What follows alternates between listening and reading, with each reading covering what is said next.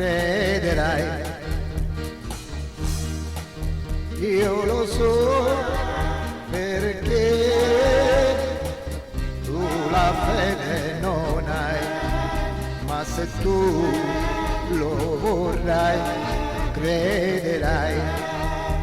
Non devi odiare il sole perché tu non vuoi vederlo, ma c'è, ora splende su di noi, su di noi.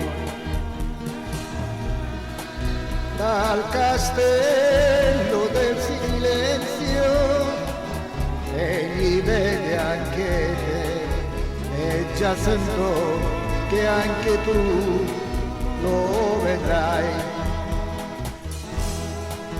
Egli sa che lo vedrai solo